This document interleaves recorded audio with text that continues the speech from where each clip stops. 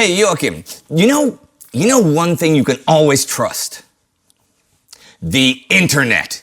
You can always trust the internet, right guys? And if you ask the internet, if you go searching around on the internet says that your favorite topic to write songs about, what is it? Tanks. It is tanks. That's what we're going to talk about today. I'm Indy Neidell. And I'm Joakim Brodén from Sabaton. And this is Sabaton History.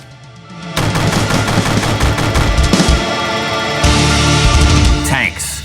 Who doesn't like hearing about tanks? So let's have another episode about tanks. Now, I already talked about Erwin Rommel's 7th Panzer Division, the famous Ghost Division, and its reckless drive through enemy lines in the episode for the song Ghost Division. But although their exploits made them legends, there was still one question left unanswered. Where were the Allied tanks in all of this? Were the German panzers that unbeatable? Certainly not. Quite the contrary, actually. In fact, before the Second World War, German panzers had a really bad reputation. During their combat appearance in the Spanish Civil War, international observers judged their performance as anything but impressive. The weak armor of the Panzer Is seemed virtually worthless against anything larger than a rifle round. And those machines should not show their faces on the battlefield against the superior firepower of contemporary Soviet tanks. One French newspaper in 1938 even wrote that the German Panzer Division failed before it was even put into service. French tanks, slower but much better protected, remain the king of the battlefield. This made Allied generals quite confident that, despite the reports of supposedly unstoppable panzer formations racing through the Polish countryside in 1939, they would soon fight the Germans to a standstill, just like they had back in the Great War. The 3,340 tanks in the French army would soon be supplemented by 310 British and 270 Belgian tanks. And then they would show them who was truly the king of the battlefield. True, a lot of the French tanks were pretty outdated, like the Great War era FT-17 and 18. But they were supported by an array of more modern, medium, and heavier tanks like the Char B-1 and the Sunmo S-35. German panzer cannons and anti-tank guns would have a hard time doing more than just scratching off the paint. And it is true, the Panzer Is and the Panzer II's armaments were not effective against them, and the Panzer III's and IV's, with their more powerful 37mm cannons, were still few and far between. So what went wrong? Well, much of it stems from tactical inflexibility. The French wanted to fight a methodical battle. Gone was the élan of the old days, the speedy marches, the aggressive maneuvers to meet the enemy as quickly as possible. Now the tanks were to keep pace with the infantry and support them in their battle. They were not massed like an armored fist, but equally distributed or put into undefined light divisions. This was the direct opposite of the German approach of speed and surprise. Also, most French tank designs suffered from one really huge flaw: the one-man turret. It was the commander who sat in the turret, and he was both gunner and loader, and sometimes even the radio operator as well. This very much impacted his main job of directing the tank crew into battle. By comparison, the roles inside German tanks, let's say a Mark II, were distinctly separated. You had a dedicated gunner, loader, driver, radio operator, so the commander was free to point out targets and quickly adapt to changes on the battlefield. And while most French tank crews spent the phony war in the fall and winter of 39-40 in boredom, the German tankers learned how to use their tanks and their theories of combined arms to the full extent. Simple lessons like not to fire when on the move, but instead during short halts because of the lack of effective gun stabilizers, were something only internalized in actual combat.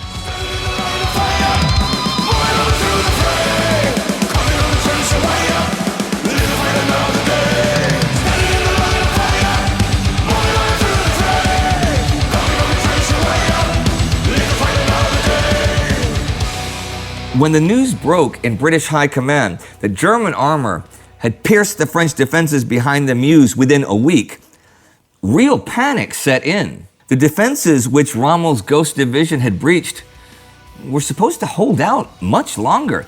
The British had only one single armored division in May 1940, and most of it was still undergoing training. But now, they were desperately needed to plug the gaps. When they reached Arras on May 18th, they had traveled 200 kilometers. But according to the manual, maintenance was due after 15. Meanwhile, the French had exhausted all their reserves in order to stem the tide, and they were in no position to defend Paris. All that was left was an all-or-nothing attack, a real haymaker into the German flanks. The British did have one trump card in their arsenal. While most of their armored force was made out of light tanks like the Mark 6B, which was armed with only 2 Vickers machine guns, there was also the Matilda Mark II, which was one of the most formidable tanks at the time. With its 78mm frontal armor, there was barely anything that could hurt it. Thing is, there just weren't that many of them. Still, in front of Arras, these tanks simply walked through the barrage of German anti-tank and artillery fire like it was nothing, knocking out any opposition in their path. The Germans recorded a paralysis among their troops, many of them fleeing in panic in front of these armored beasts. Yet their lack of maintenance and the overall lack of support by infantry and artillery caused the Matilda attack to eventually run out of steam. Yeah, tanks are dangerous, but they run on limited fuel and ammunition. When the remaining Matildas, those that had not broken down, returned to their lines, the battle was already lost. The Germans taught the Allies a bitter lesson on how tank battles of the modern age were to be fought. Not alone, not through sheer armor or firepower alone, but in a concerted effort. A war ensemble was needed to achieve victory. The Wehrmacht, they fought much more as a collective, first on the tactical level, then translating their advantage to an operational one, like repurposing the 88mm anti-aircraft gun into a tank killer by keeping some armor-piercing rounds nearby just in case they were needed. Contrary to public perception, tank-on-tank engagements were not the primary mission of the panzers, not in the early part of the war anyway. They were to fight and dislodge enemy infantry instead, and let other elements handle the armored pushback. Pushing the front line forth with a tremendous force. Bridging the way for Panzerkampf. First in the line of fire. First into hostile land. Tanks leading the way. Claiming the fame. It wasn't only the Western Allies who were caught on the back foot when it came to armored warfare. 1 year later, the Soviet Union too was unprepared for how the Germans used their armor. On paper, the Soviet tank force in 1941 possessed a substantial advantage in firepower. Even their armored cars, the BA-10s, were equipped with 45mm cannons. But the Wehrmacht's art of blitzkrieg caught the Red Army in a state of refit and reformation.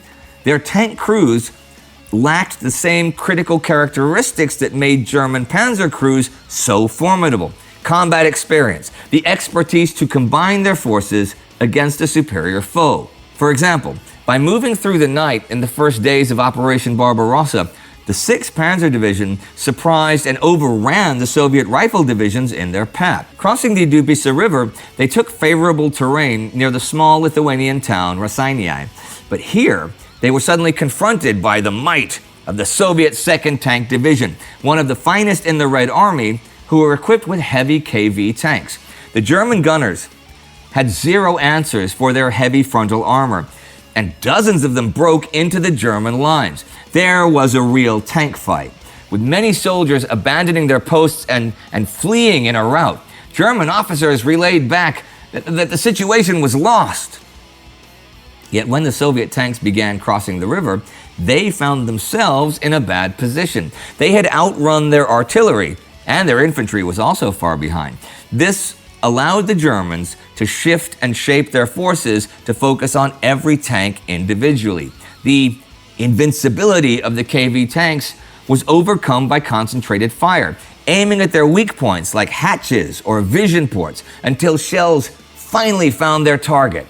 Usually, they focused on the running gear first to just stop the machine. And if artillery and anti-tank guns could not get the job done, then the soldiers closed in with mines, demolition packs, Molotov cocktails, pry bars, and sledgehammers. Of course, that was often easier said than done. There is a story of one immobilized KV that was blocking a road on the eastern outskirts of Rasi.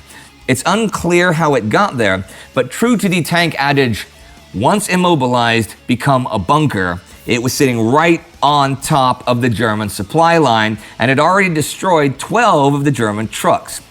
The Germans sent in two 50mm anti-tank guns, but even at a range of 600 meters, no shell penetrated the thick Soviet armor. Then a 150mm howitzer tried, but it was unable to hit it. Their only trump card, the 88mm flat gun, was destroyed by the tank before it could even open fire. All day long and into the night, the Soviet tank crew held out, firing at every German in sight while local farmers supplied them with water and food. They could have certainly gotten out and run for their lives, yet they chose to defy their enemies as long as possible. In the darkness, German pioneers planted explosive charges on the tank. Yet still, this did not do the job. It was only the next day, while a group of light 35T tanks distracted the KV, that another 88 was finally able to strike the rear.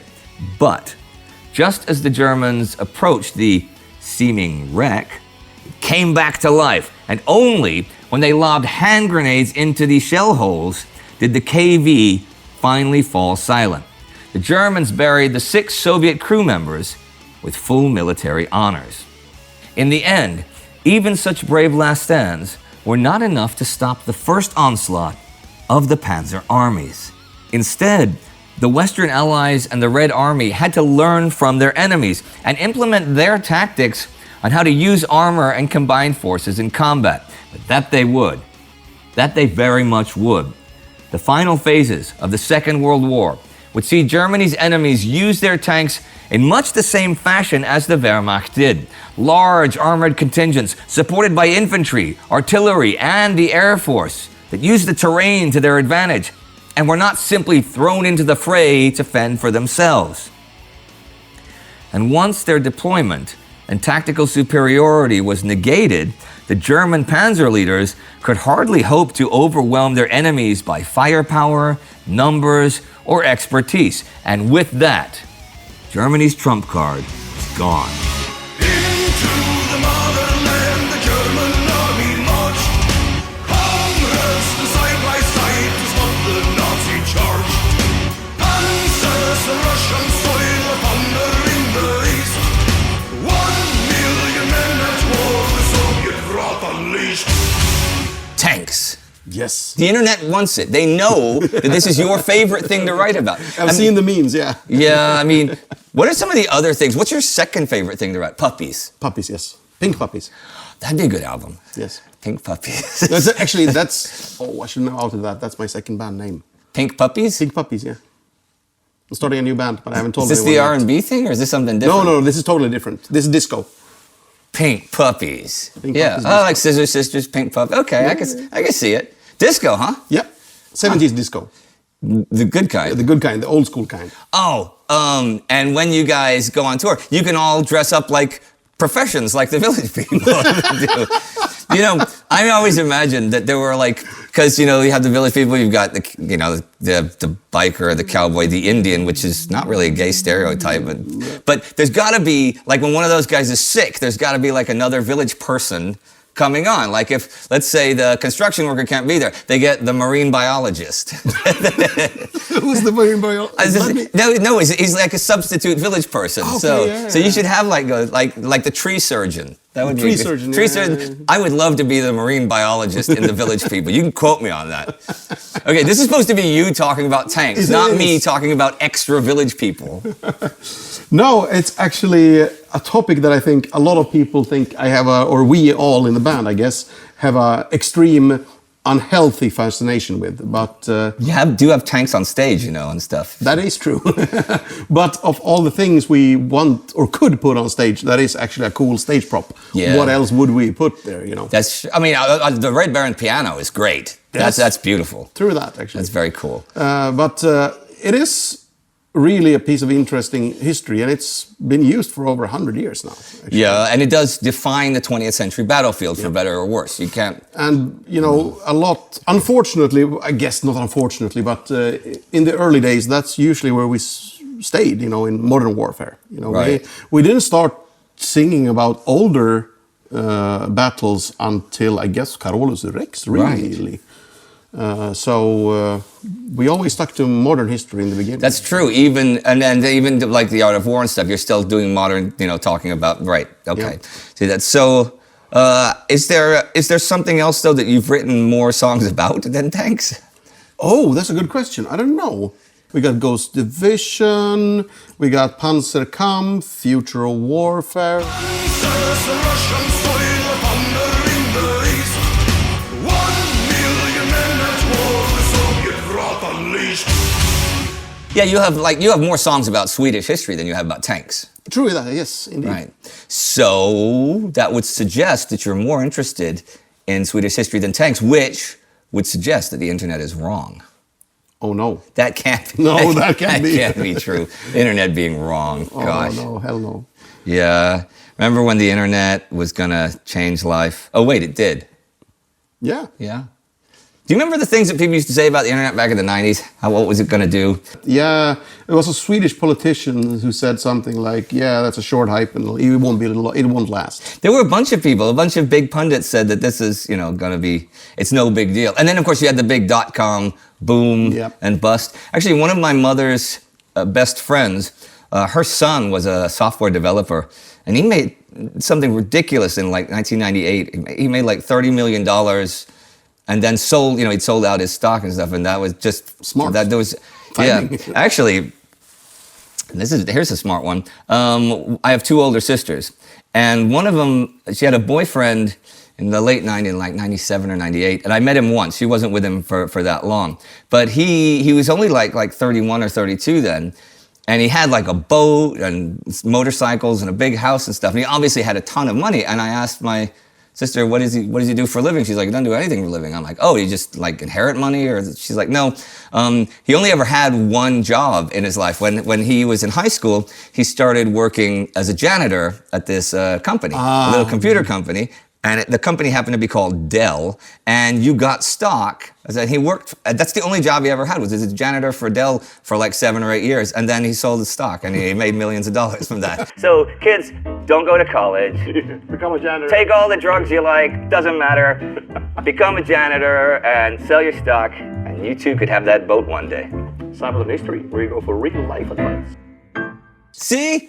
That's what people like about us. Give them another piece of real life advice. We're branching out. We're not only teaching people about history. Yeah. Career advice with Indy Neidell. Oh, you don't want to go there. I mean, I've had an interesting career. I'm not gonna lie about it. Actually, yes. It's quite interesting though. If you look, if you look at the Wikipedia page that's for me, there's a lot of errors on it, and there's a lot of stuff that's left out. But you can't edit your own. Wait, that would mean the internet was wrong. Oh, I mean, my life is mistaken. Yes. The Wikipedia page is 100% accurate in all ways, because of course, a commonly edited encyclopedia, what could possibly go wrong? Nothing could go wrong. Nothing could go wrong there. No. To be fair, Wikipedia has gotten more and more and more and more accurate. Yes, and I think also it's a great resource for information. We use it all the time. Obviously, we're not going to base a whole lyric based only on what we find on Wikipedia, but also, as in many cases, especially when you're looking into military history, as a fastest way into a subject. Yeah. Oh, yeah. To learn just the rough background. Rough background, and if you want to learn more, the sources. The sources. That instead of trying to find, googling around, you have basically what you need to get to really fast. No, when I am writing, both the Great War and World War II and stuff, if I want a specific source on maybe a specific small battle, the best way to find it, go to Wikipedia, look at their sources, pick 5 of those and see how they are. You know, Yeah. order the books. And I still have to write stuff using physical books. I rarely use just online sources for the simple reason that I have like 7 or 8 books open at the same time because I'm writing like 1 week of the war, Yeah. and flipping from page to page to page on the internet. I'm a bit of a hybrid there. When I write lyrics, it's a bit different. Some of them, a book wasn't involved at all. Right. Sometimes it's a PDF book or ebook or something like that, obviously. But sometimes it's both, and a few times actually it's a bunch of books with Post-it notes that I color code, like Oh, that's cool. yellow is for this, and I have pink or green ones for other things. And when you write about tanks, you just write it all off the top of your head because it's what you're most interested I in. make it up. I make it all up when we're talking about And tanks. then reality bends to his will. Yes. That's how it works. Now, to wrap this episode up, it sort of screams that there's going to be a tanks you're welcome joke, so we're going to avoid that. Yes. All right? So how are we going to end this one? Thank you very much. God damn it. They are the Panzer elite, all the complete, every trait. Living or dead, always ahead, by your bread. Panzer elite, all the complete, every trait. Living or dead, always ahead, by your bread.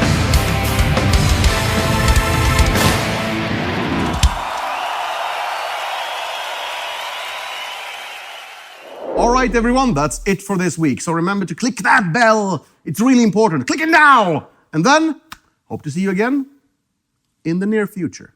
Bye-bye.